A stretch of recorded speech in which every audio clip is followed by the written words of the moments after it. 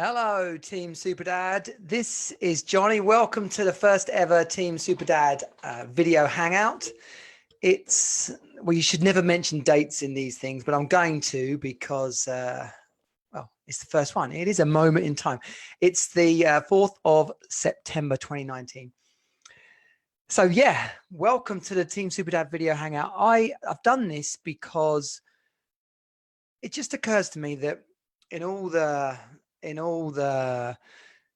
sharing, texting, tweeting, videos and everything, it's a little bit too one directional. And as much as people type and chat and get involved, it's still a great opportunity with the use of something like Zoom to have a community event. I'm part of a couple of different communities. I run the London podcasting community, and we have a monthly video hangout, which somewhere between 8 and 20 people come onto, and they're a lot of fun. People get a lot out of them. I meet lots of amazing people. The face-to-face events are the same, but I think we consistently get more people on the video one. And the other community that I'm part of, which is really awesome, is the SFM, Six-Figure Mentor. It's like an online digital marketing, online entrepreneur community, and just a really great community of people with some awesome people leading that community. And they do loads of video hangouts and the such like. So I thought, well, that's a good thing to bring to Team Superdad. So if you're watching this for the first time and wondering what the blooming heck Team Superdad is, I'll take this opportunity, seeing as I'm here on my own at the moment, to share a little bit about that. If you've not met me or seen me before, my name's Johnny Jensen. I'm 45, as you can tell by the silver lining. Curiously, having been totally blonde when I was young, I have got a few, after summer holiday in Chicago, I do have a few blonde hairs on my head. So that's a bit of a positive. That is a bit of a positive. Let me just grab my phone. I've got some text messages coming in. No doubt with these things, it's, you'd like to think it was someone saying, how the hell do I get in? But anyway, we'll see. We'll see what happens there. They call, I think in professional terms, they call this filling, but it's okay because I was fully prepared to be filling. Different to fluffing, if you know what that is. I'm supposed to be recording this. Look at that. I forgot that. We'll have to splice in a little intro there. So yeah, so Team Superdad.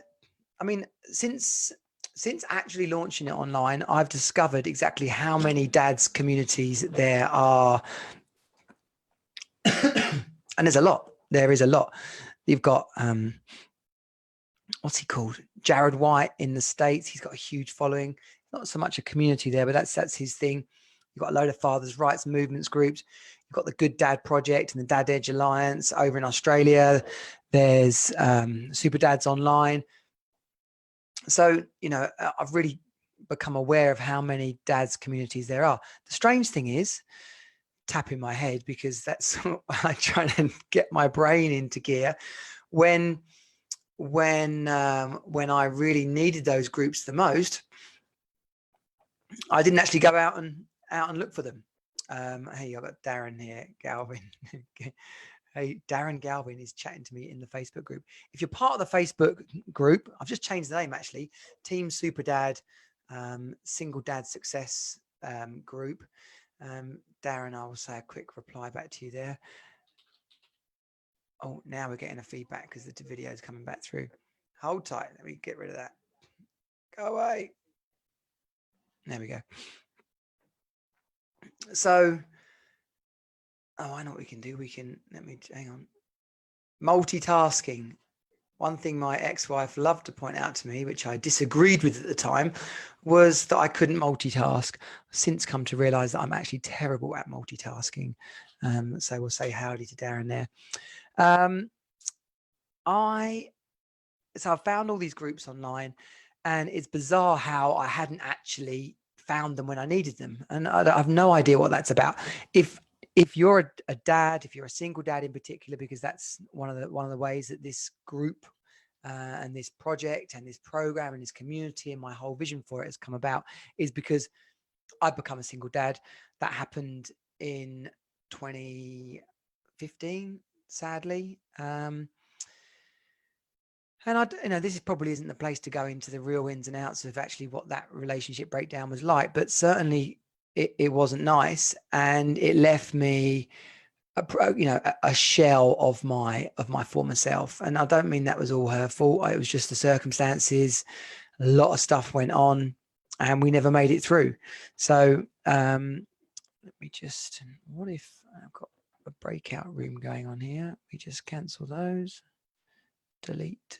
Is that why everyone is? There we go. Get rid of that breakout room. Yeah, so it wasn't all her. It was a lot of circumstances, but really, when you look at what the impact of a relationship breaking down is on someone, then you're bound to come out of it a bit of a shell. I think if you come out of a relationship breakdown really good, then you may have been, significantly to blame. Who knows? It's not. I can't imagine what other people go through. I speak to a lot of dads. I work with a lot of dads.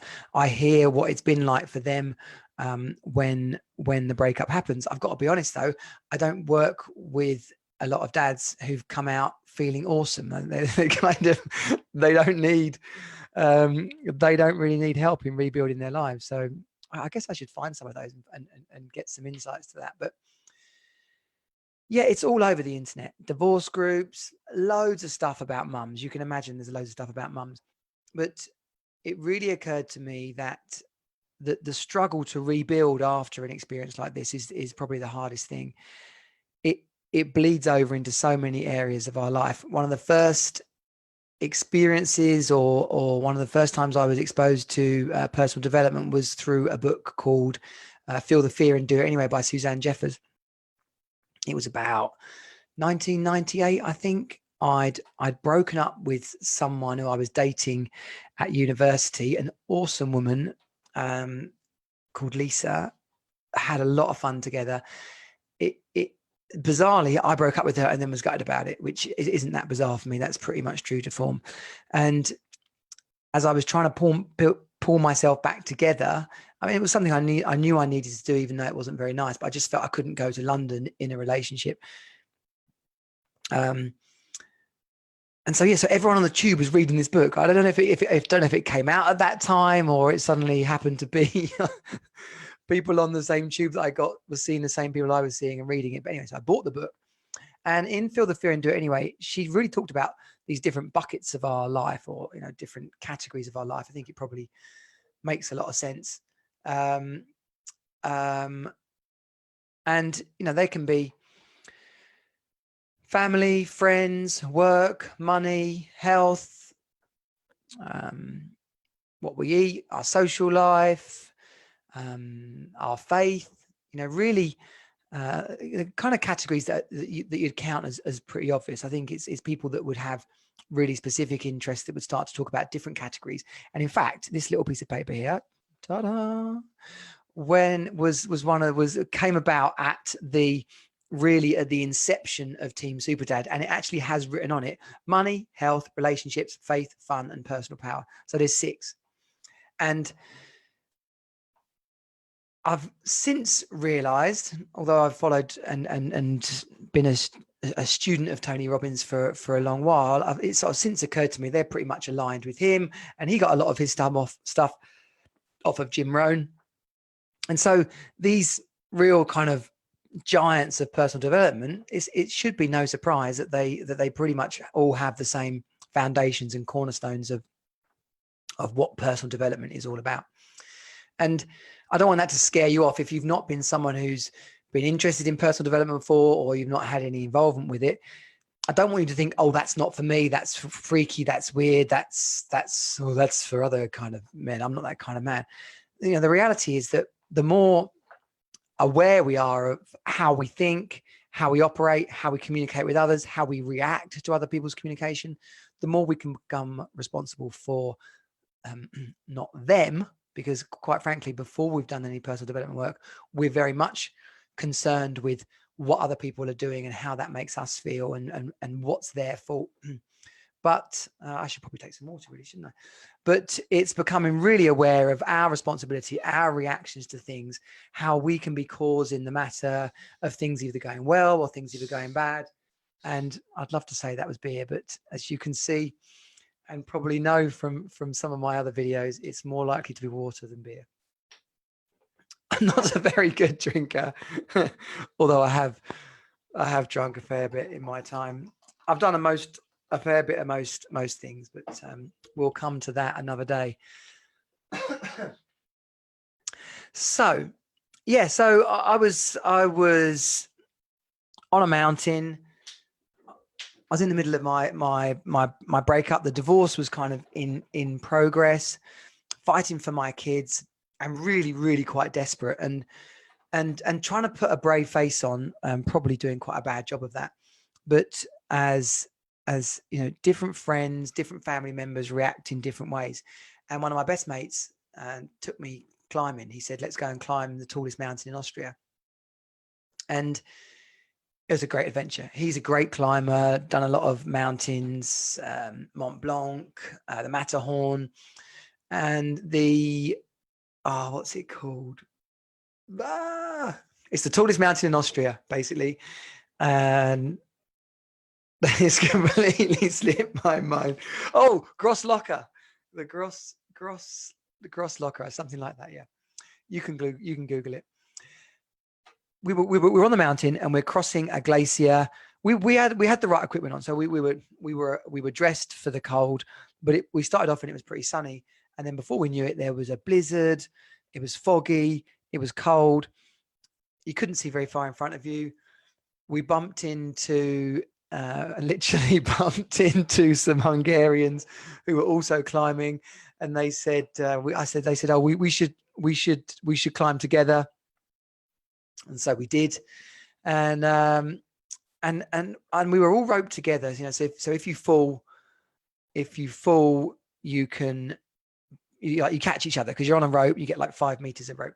So I don't know. I wasn't even that bothered. I've been up the mountain lots of times, skiing, snowboarding, so I'm familiar with it. But as I was climbing up, I was thinking, how the hell am I going to pull myself out of this? How the hell am I going to turn my life around?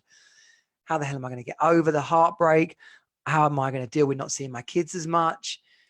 Let alone this has been everything I ever stood for. You know, being married, having a wife, creating the family that I didn't really have because my mum died when I was 9, creating the family that my family in America inspired me to want. And so, you know, it was like everything was just broken and in pieces.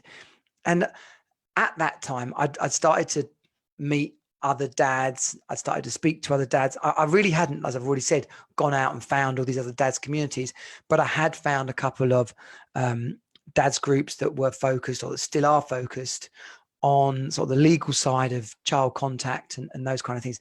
And so as I was in those groups and learning, I started to really see how many other dads were in desperate situations. And actually how this is all around the world. I mean, one of the father's rights movements guys in America, he looks bonkers. He's thin as anything. He's kind of like a rapper, white guy, and he swears a lot, but he talks a lot of sense. So he said the other day, I was really watching him. He was talking about there's 27 million dads in America who are currently not seeing their children as much as they want to. They are detached basically from their children. Quick drink. You think that's a crazy number, but there's some kind of 375 million people in America. If you said 50% of them were men, that takes you down to about 185, 190 or something million. If you said half of those were kids, that takes you, well, not half of them are going to be kids, are they? A quarter of them are going to be kids under 20. So that means a third of them could have children. You start to chop away at it and you suddenly find that actually, 50 million of them had been married, and the divorce rate is slightly over 50%.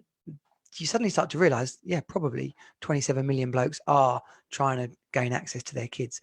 And that also means 27 million blokes have been involved in a breakup, which, based on the men I speak to, based on my own experiences, that means a pretty sizable proportion of that 27 million are struggling, are not really having the quality of life that they would like to have. Now, why are they not having that quality of life? There's different angles to this answer. The bottom line, to be honest, is because they haven't picked themselves up, dusted themselves down, and got on with it. But it's very hard to tell someone when they're in the midst of absolute disaster. It's verging on impossible. Speaking from experience, one of my funniest moments, and probably not very funny for the counsellor at the time, not a woman I have a great deal of affection for, would be probably the nicest way I could say it. But out of what I feel was quite a lot of damage that she did do one good thing, and that was to get me to the doctors and get me on antidepressants. I remember screaming at her, basically, "There's nothing wrong with me. There's nothing wrong with me." I wasn't laughing, that's for sure. Clearly, I'd gotten to the point where my mental health was so utterly broken. 5 years of marriage breakdown, 5 years of my wife's health being pretty awful.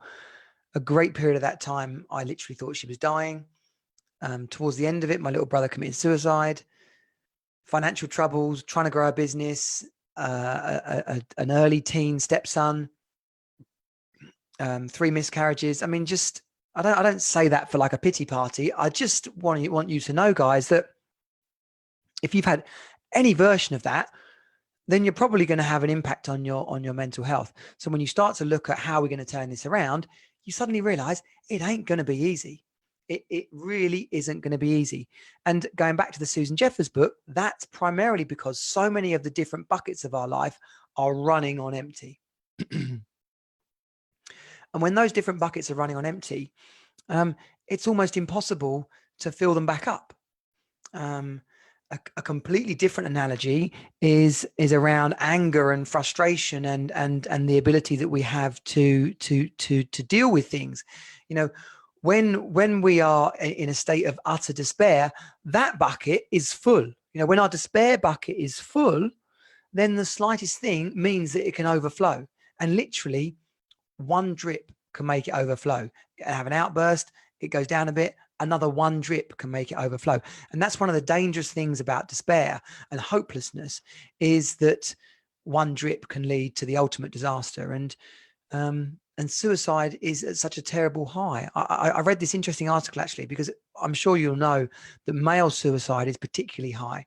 But I read this interesting article, and it used an example from the Second World War about fighter planes and bombers that made it back to Britain, and they were looking at where they'd received all the shots, you know, where all the flak and the bullets had gone in, and they were going to strengthen the airplanes in those areas. And then this one guy, and I'm doing a disservice by not remembering his name, he said, "We've actually got it the wrong way around. It's the areas of the planes that are coming back that aren't shot that we should strengthen, because clearly those are the planes that are not making it back." And so why the hell am I saying that? Oh yeah, male and female suicide. We can all get really not hung up. We can all be very focused on the male suicide rates, but this article said, you know, it's quite possible that men are actually better at committing suicide than women. And that doesn't mean that women are not trying to commit suicide. And so one way or another, you've got children who are losing their fathers. To a certain degree, we're definitely experiencing female suicide in the world. So children, families, communities, we are losing people for no reason. And if marriage breakup, if relationship breakdown is one of the sources of that suicide, then blimey, we just need to fix this. The whole way we approach the breakup and more importantly, the rebuild is vital.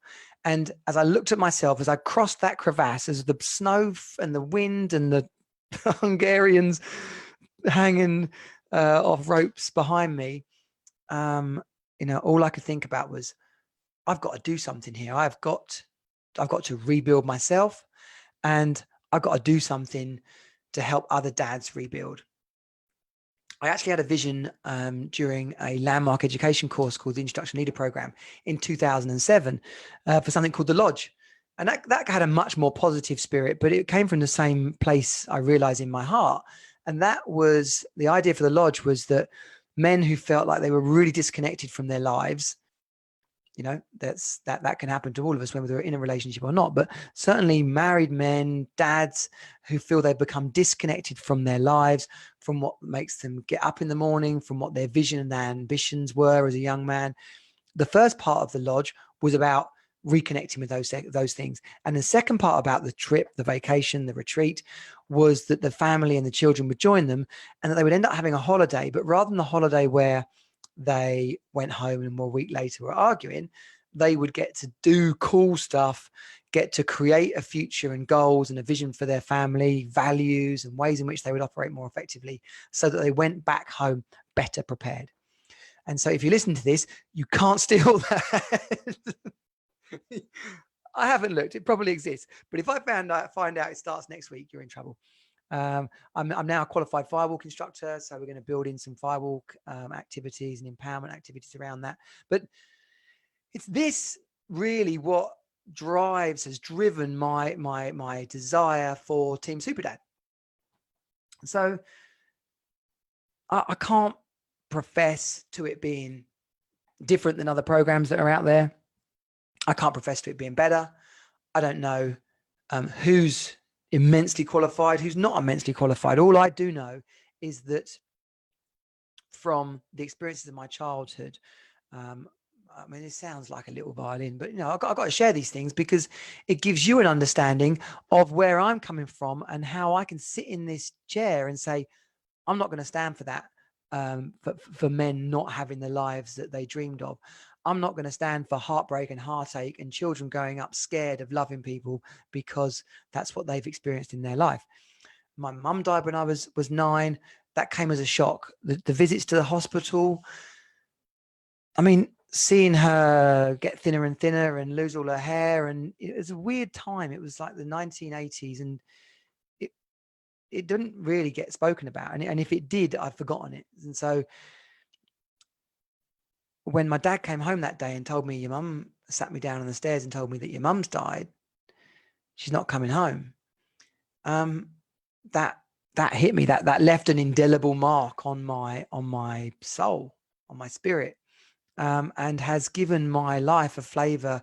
Has given it its flavor. And that flavor is never going to go away, really. And it would be foolish for anyone to think that it's going to go away, any more so than it would be foolish for anyone to think that the experience of getting married, breaking up, and moving on is going to go away. Not that you want that person back, but I think it's a strange person who somewhere in their heart doesn't have a feeling.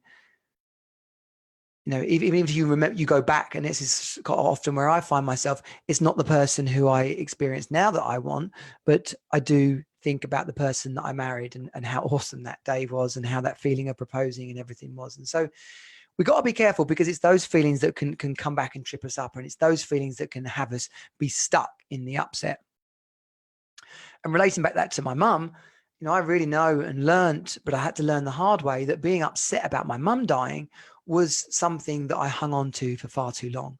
The confusion around my dad finding someone else, the upset about moving out of our family home, the mixed emotions of having a baby brother, and you can't not be excited about having a baby brother and about there being a baby in the house, but it's a lot for a 10, 11, 12, 13-year-old to deal with, let alone before you get into those teenage periods. And now you're trying to work out exactly who you are and how do you ask a girl out, and what does love mean if you've had your heart ultimately broken by losing your mum? What does the idea of falling in love even mean to you? I spent too much time in my life thinking, no matter how hard I tried to push it out of my brain, the things I love, I lose. And I've since since come to experience that way too many times. And so I wonder if I've hardwired that into my brain. And what was the audio book? I mentioned this the other day on a podcast, and I've forgotten who it's by again. It's because it's like a foreign name, even though it's dead famous, is a foreign name. But so I've done a lot of personal development. I watch a lot of personal development videos and into the subject, leaning into that subject to really understand myself better. But where, come on. Oh yeah, Deepak Chopra. All the seven spiritual laws and creating affluence. You know, I'm going to do the guy a disservice here, but you can paraphrase those whole books down into, we create what we think about. And you can use that as a positive. Bob Proctor, Wayne Dyer, these people, often they talk about, if you can think it, you can hold it. But equally, if you keep thinking something bad, you're more than likely going to manifest that into your life. You're more than likely going to treat your relationship in such a way that happens. And so, a lot of teenage confusion and the ways in which I approach relationships at that point, I have come to realize are ways in which I approach, and I guess dare say do appreciate relationships in my adult age as well. So hard to come from the point of what would it have been like if, and certainly as I've wrestled with this place that I've come to in my life, trying to understand it all and thinking, that's a lot for someone to go through. Why me? Why me? And you meet and you find people literally sat in the gutter thinking with their head in their hands, why me? But if you can actually grab that and say, why me? Surely it was a good thing. Surely this amount of stuff wasn't supposed to happen without a reason. If you go back and look at where you can be responsible for things, I've since had to take a look at a lot of how I responded to situations in my marriage and in other relationships, thinking about all that other stuff I just spoke about, my teenage years, my mum dying, and thinking, wow, did I hang on to that relationship too much? Was there something about that person that we were just fundamentally not meant to be together, but I couldn't face not being with them? In my marriage, really, in hindsight, and that's a beautiful thing, I should have gone when it was quite bad over a period of time. That should have been a line in the sand, not to end the marriage and not to say I don't care about my wife, but rather than be stuck in my head of I can't keep doing this, it's killing me, to actually allow it to be something where you say, this has gone beyond what I deem acceptable. It is now damaging to me, and I have to take steps to protect myself. What is the future that I want to create? Can I enroll that person in that future? Can I be a stand for our marriage, for a positive day-to-day life? Because if I can, then this is what I've got on the table. This is what I want to create for us. And I think for both of us, that would have created a space where we would have realized a long time before we broke up that we shouldn't have been together. And if you can see anything for that, if you can see anything for yourself in that situation, then take it.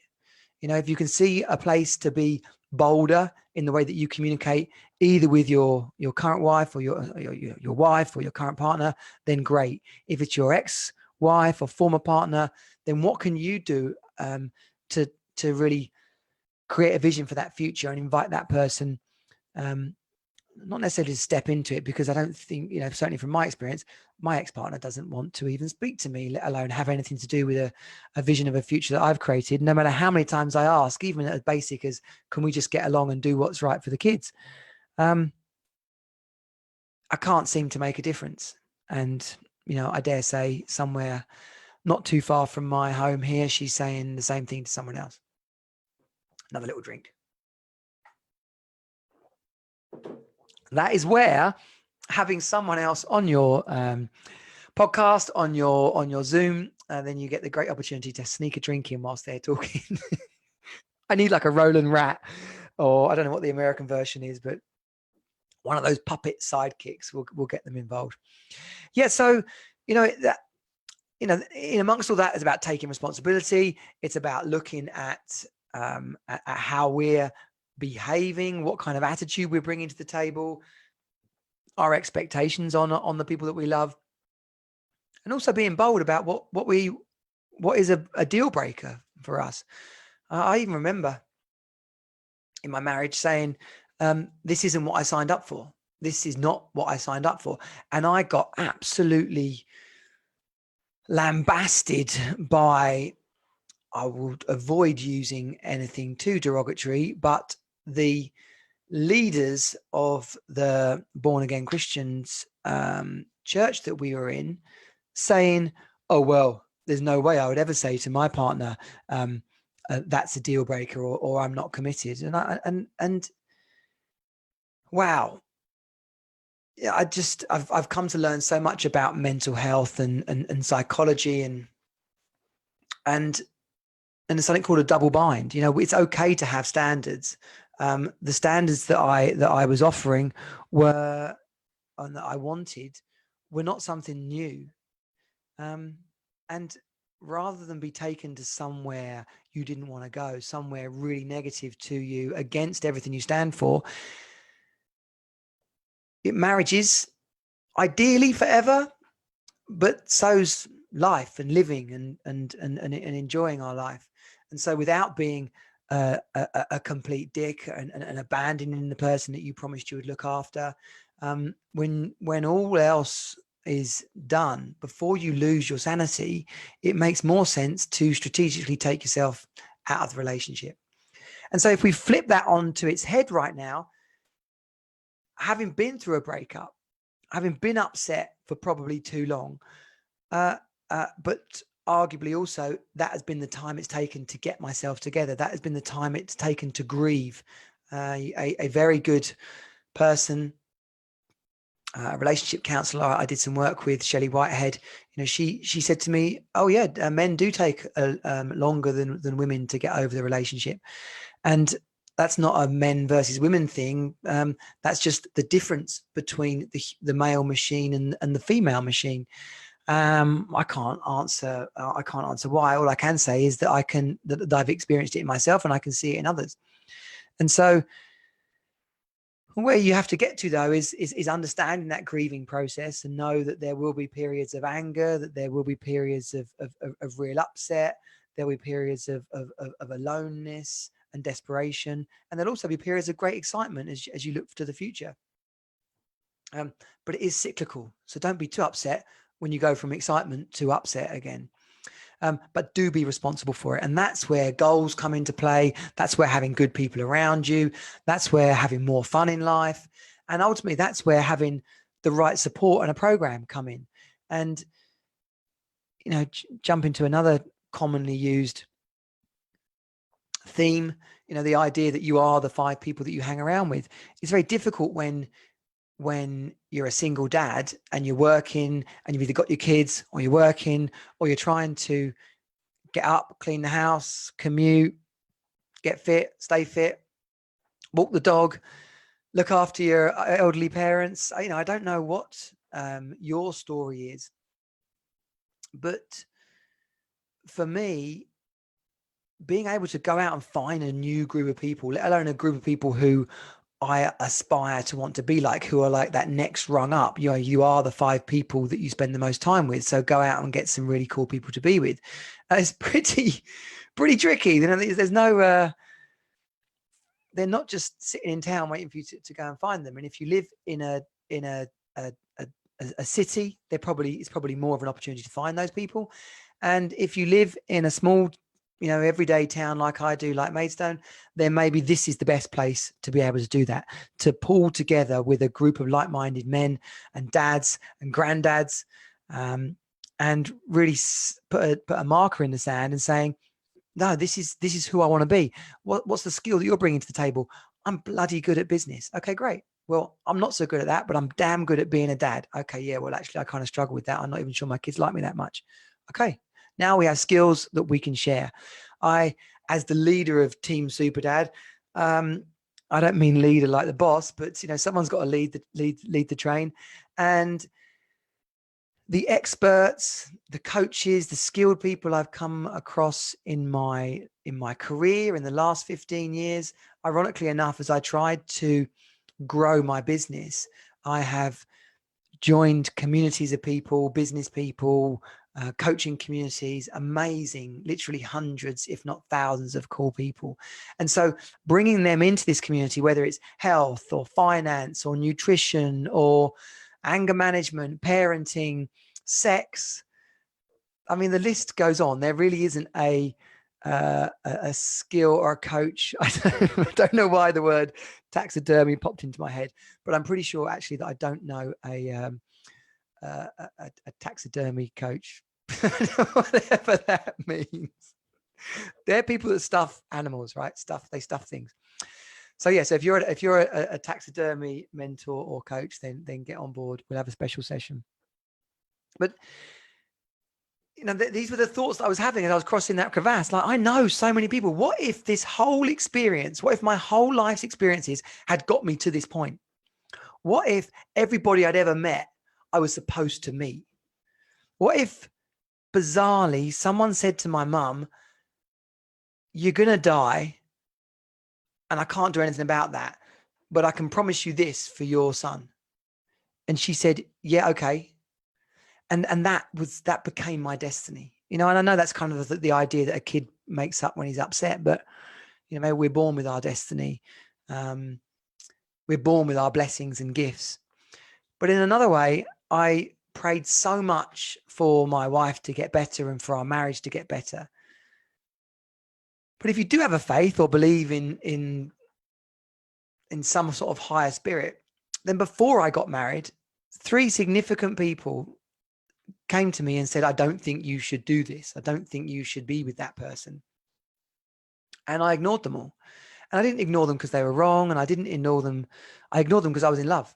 I ignored them because my wife and I were head over heels in love. And I couldn't believe what an awesome person I'd fallen in love with. And so I went with it. But going back to the point of this is, if I'm praying for get me out of this, then maybe God, or whoever your version of that is, said, "I tried to get you out of this before you bloody got into it. Now it's going to take this. But by the way, I'm going to give you this, this, this, and this so that you can go and do something good with it." And that just feels like what I've been given here. That feels like the blessing that I've had put upon me. And so Team Super Dad, the idea for it, the have you got a piece of paper, because I've got this thing that I need to write down. She only had of all the pieces of paper, at least she had a piece of paper, to be fair, in the mountain hut that we stumbled into on that mountain. At least she had a piece of paper, but that was the biggest piece of paper that she had. I was so cold anyway, that was all I could write down. I think did we play chess? I think we played some kind of game after that, and drank a couple of coffees and then about 4 or 5 beers. So it's taken me this many years now to put Team Super Dad together. The pressure has come on. I after the court case in which I, bar a couple of nights a year, I now have 50/50 access. And it was when I sat down to do my digital marketing work the week after that court process was over, I suddenly gained the clarity that I should have had probably about 2 years ago, that Team Super Dad needs to be the focus. Team Super Dad needs to be where my future lies. It is my calling. It is everything I've learned, the people I've come across, Landmark Education, Jim Rohn, Zig Ziglar, Tony Robbins, Mel Robbins, Les Brown, all the amazing seminar leaders at Landmark, the friends from around the world who are coaches, Andy Harrington,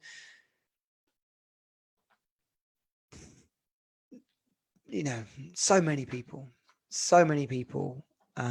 And even the everyday aspiring people who I've been on those courses with, and when they've spoken to me, have said something poignant and moving.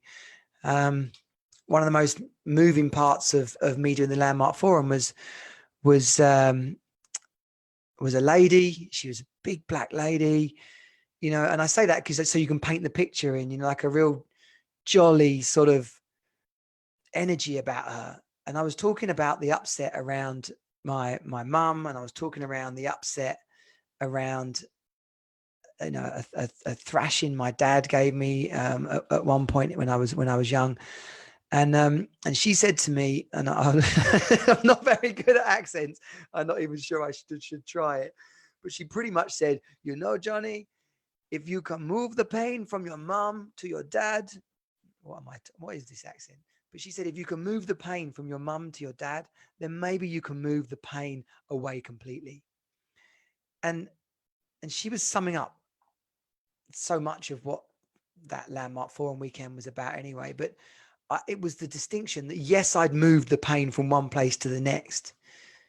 And then it's just like, oh my gosh, I could move it anywhere. I could move it out. I could move it forward into be something positive for my future. If I can move it, I could do anything with it.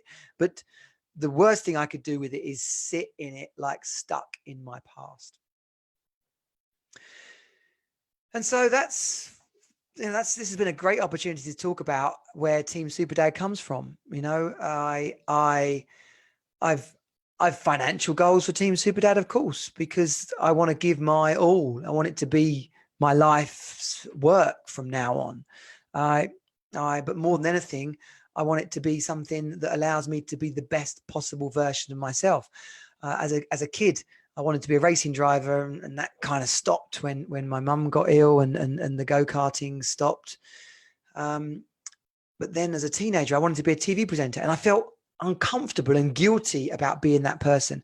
When I first saw Tony Robbins on TV, and then Andy Harrington and some other people speaking live at a big motivational entrepreneur event in London, I was like, I want to be that person on stage. When I first went to firewalking empowerment events and I saw whoever's running the event leading from the front and really moving, in the same way that Landmark Forum leaders move people, they transform people's experience of life. I just needed to find a place for that vision to sit. And the experience of my marriage breaking down, the experience of losing my wife, it literally, I can relate to the experience of losing someone you love through death, and losing my wife through a marriage breakup was actually worse than someone dying. When someone dies, you can grieve, they're gone. You can have their memories, you can talk about them, you can even talk to them, kind of. But when the person you love and your marriage breaks down and you actually are still at loggerheads, then quite frankly, it's the pain is kind of there because they're there, but they're not there. You can see them, but you can't. I don't want to say have or touch because that could be used against me, but you know what I mean? The person you married is gone, but this thing is in its place. What we do with those kind of thoughts, though, is about we taking them forward. We can't do anything about the other person. We can never do anything about the other person. The more we try to change people, the likelihood is the more that they're going to resist. The more that we try to change the pain of what we're experiencing, the more the situation will go on.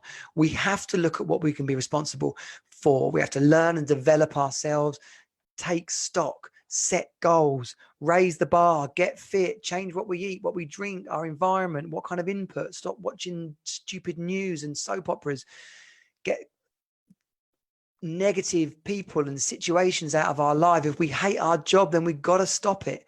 If really anything that's dragging us down and robbing us of the experience of enjoying our life, then whether it's a small thing in our life or it's a big thing in our life, we've got to work on it. If we've got fears, those fears hold us back. Fear, what is a fear? It is in firewalking parlance, I've heard fear is false evidence appearing real. It is hot, but is it going to burn your feet? No, not if you deal with the situation appropriately. And so is a breakup the end of your life? No, it's not, if you deal with the situation appropriately. I could talk for hours pretty much. If anyone knows me well enough, they'll know that certainly is the case. But I hope this has been a really solid introduction to Team Superdad. Just in case you want to know what we would have done if there'd been anyone else on the call here, we've got question number 1, question number 2, bucket number 3, bucket number 4. Some of these are serious. Some of these are a little bit more, I don't know, well, fun, inane. Then there's no serious ones. It's just more like, how do you stay positive? There you go. There's one. I've ruined it for next week. Question number 4 for next week is, how do you stay positive? Question number 1, do you shave your pubes? So I do. Best holiday fun for kids was number 2, and dating app tactics number 3. Dating app tactics, clearly, I don't know. I don't know what my attitude towards dating apps is. I certainly don't have a lot of success on them, and I wonder if actually I don't really want any success. I wonder if, you know, if I am creating my experience and the results of those things as well, because I don't know. Maybe I'm not ready for a relationship. Maybe I want one, but I'm scared. You know, these are things I have my own coach. These are things that I'm in the journey of. But I do know that I'm 4 years down the line from my breakup, and I'm many years down the line from a lot of what I've experienced. And when I'm in the dads forums, when I'm in the fathers' rights movements groups, when I'm working with dads, so I do have a number of dads that I'm working with already, the struggle, the pain, it's consistent. The upset, the heartbreak, the how the hell am I going to get out of this? The what am I going to do about my kids? It's consistent. And that's exciting. That means that wherever you're at, we can do something about it. Whatever you're feeling, it's not the end of the world. You are not alone. Team Super Dad is here. The community of men is building, dads, grandparents. It's not anti-women in any way. I have a daughter. She is probably the most inspiring thing in my life. That's not to say my son isn't, but my son is a mini me. I have so much fun with him. I live my life through many of his activities, but my daughter corrects me. She holds me to account. She makes me see things that I hadn't seen before. She makes me consider things in ways that I'd not considered. I do wonder to what degree the spirit of my mum lives on in my daughter, and I think that's an exciting thing to have. And I think that the spirit of our grandparents and our ancestors does live on in us through our DNA and through our ancestral genes. But what I'm getting at there is that Team Superdad in no way is anti-women.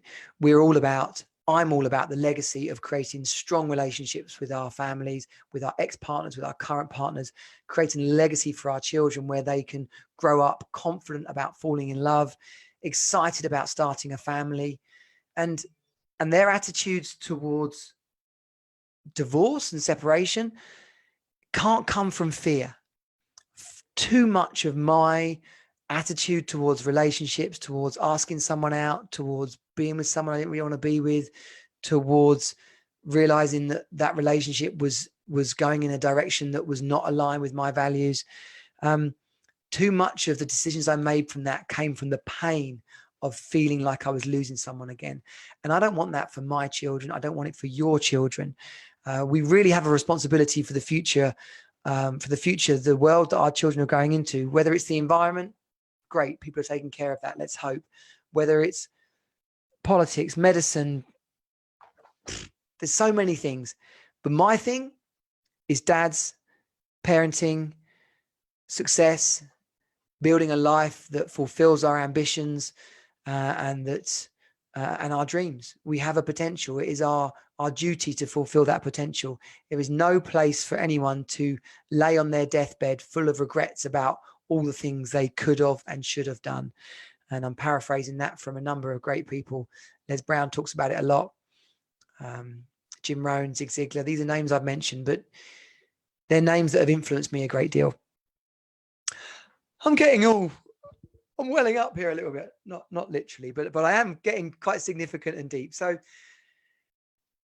I've got a great list, a great what they called playlist on Spotify of some tunes. If you need some positive tunes, I've got a great set of videos that are on YouTube for some positive input. Get the right input, get the right people around you, keep away from negativity, and together we can create happiness, success, health, wealth, and happiness. The three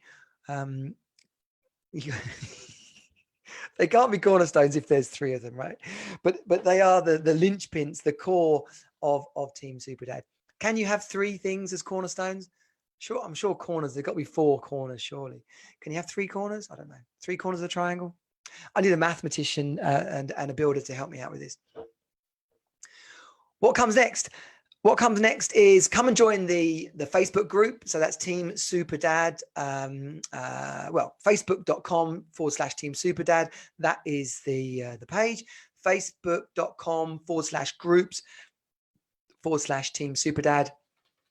That is the community of dads. We're building, it's ever growing. If you're listening to this and you're not in it, get in it. If you're listening to this and you are in it, but you haven't told all the dads and blokes in your life, then get them in it. The dads, the grandparents, then get them in it. We need to push those numbers up. Twitter and Instagram is Team Superdad HQ. The website is teamsuperdad.com. The rebuild program kicks off at the beginning of October. There's going to be a limited number of people that can fit into that group. I'm thinking maybe just 10. So grab a space for that whilst you can. There's a video which will be out in the next couple of days all about what that's about and the outcomes of that, the benefits of why you want to be in that. I can quickly tell you, though, that if you want your best life ever, then we're going to build that together. We're going to make it happen. It's a mentoring group. It's a coaching group. It's a leadership group. You're going to be invited to step up. We're going to bring in some cool people. We're going to really, push the envelope on your life, and so that the people around you go, heck, man, what's happening? So your children laugh and love the time they spend with you even more. There's a stat around podcasts, which is about the people that get through to the end. They're called the 20% crew. If you've been with me for the last 53 minutes, then you are in the 20% crew. I thank you for that. We should do some special prizes for people that get to this far. I don't know what they'll be. T-shirts. We've got Team Superdad T-shirts coming down the line. The first logo's done. It's really cool. It says Team Superdad. It's like a beach thing, and it says good times underneath. So watch this space for the T-shirt site, and we'll get that going as well. Thanks so much. Leave me a review. I can only push this up the iTunes charts if you leave a review. Basically, just get involved. Be part of the Team Superdad community. I can't wait to meet you. I can't wait to be part of what you're up to. I do hope for flipping X8 this is recorded, although I know it has to some degree. I can't wait to see you on the next Team Superdad social or the Team Superdad podcast. Take care. Lots of love. Bye.